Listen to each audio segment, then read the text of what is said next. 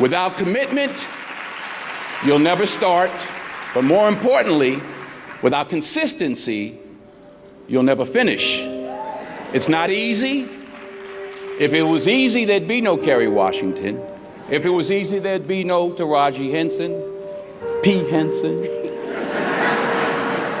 If it were easy, there'd be no Octavia Spencer. But not only that, if it were easy, there'd be no Viola Davis. If it were easy, there'd be no Michael T. Williamson, no Stephen McKinley Henderson, no Russell Hornsby. If it were easy, there'd be no Denzel Washington. So, keep working, keep striving, never give up, fall down 7 times, get up 8.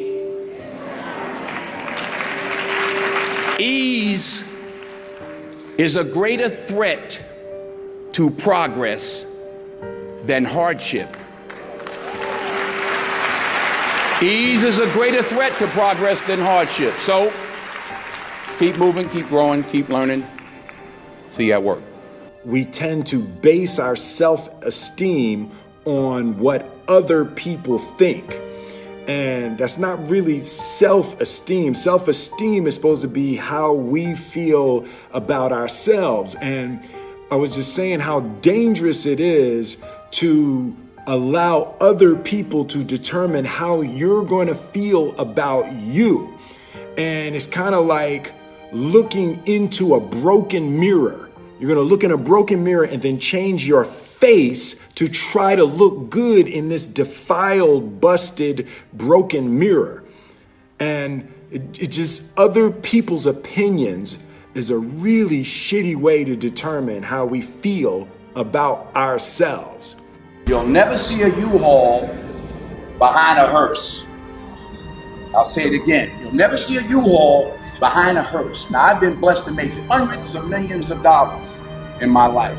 I can't take it with me, and neither can you. So it's not how much you have, it's what you do with what you have. And we all have different gifts. Some money, some love, some patience, some the ability to touch people, but we all have it. Use it, share it. That's what counts.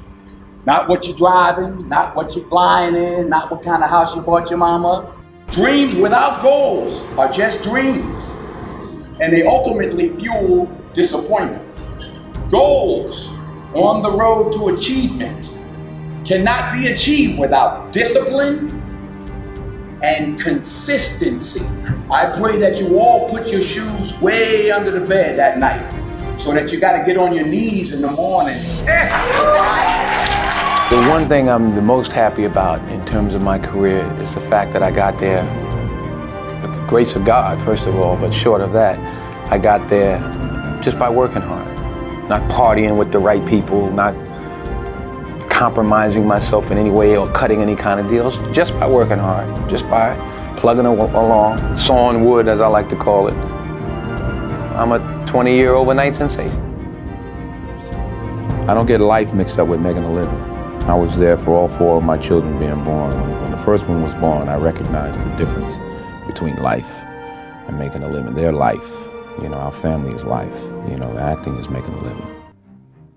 What do you think the biggest difference between doing a play and doing, it's a cliched question, but I'd be interested to know your answer. I think a part of what Viola just said is that you get to dig deeper and you get another day. Right. And you get the energy. Mm-hmm. You do a movie and it's 200 people that are used to it and they don't care and everybody's doing their job and it comes in a theater somewhere and you're picking your nose at home somewhere, clipping your nails. There's no energy. Right. When I was on Broadway 5 years ago with Julius Caesar, I made a decision to sign autographs every night. I don't know what I did. It ain't happening this time. No. Only as I rub my knees, only because my knees are bad, it's hard for me to stand. But. And why did you decide to do that? Well, I wanted to say thank you. It was my way of saying thank you. And the first night, it was like 5,000 people out there. I said, okay, wait a minute. Everybody who has playbills from our show. So, because it was like people were just wandering up the block. I was like, wait a minute. I forgot I'm on, 42nd Street, Times Square. I was like, wait a minute. But honestly, you were signing for weeks. The energy, and I was out there an hour and a half every night, every show. But the energy you got back, the stories, the 5 little old ladies who just drove in from Detroit. And I'm like, well, what y'all doing tonight? They said, we getting back in the car, baby. We got to go back tonight. Wow. And you know, a little 84-year-old lady was like, baby, if I was 3 years younger. Oh, true story. True story.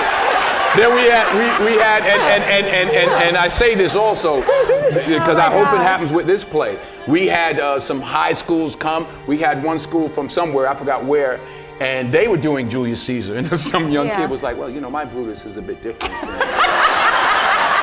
He's more the classic stoic. But it was great to engage and exchange with these young people. There was an energy. I got more from it than I gave to the people that I signed for. That's, you know, you don't get that.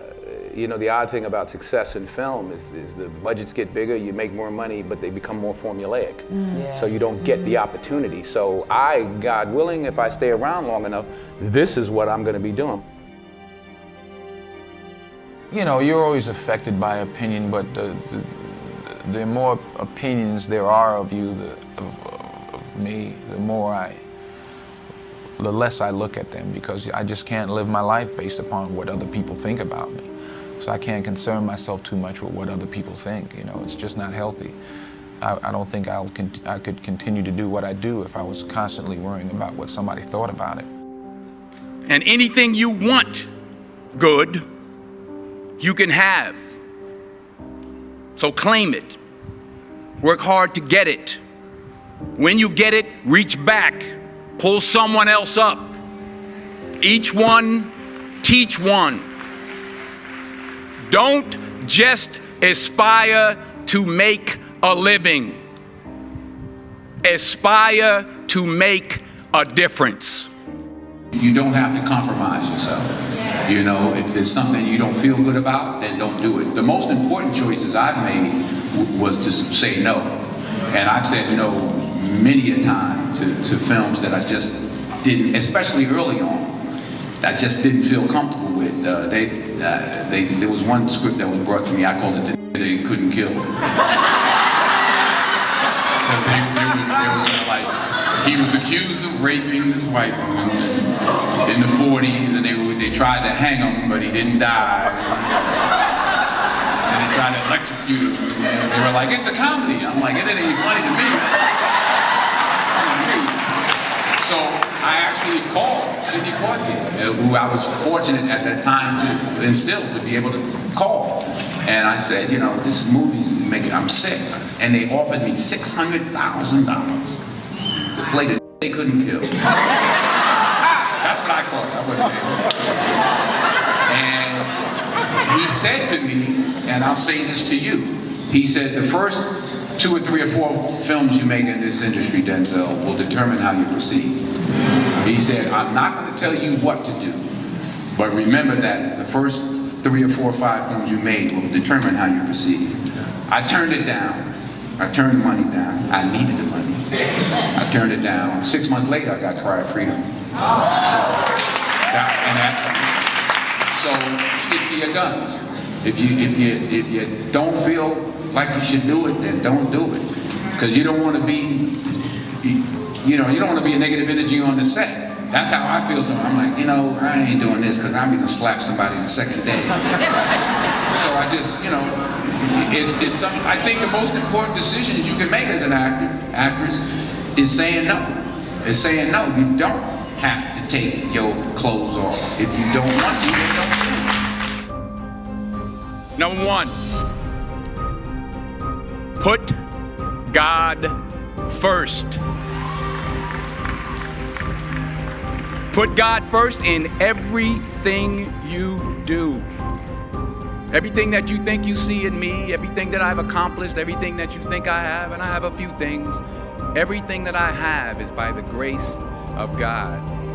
Understand that. It's a gift. In everything you do, if you think you want to do what you think I've done, then do what I've done.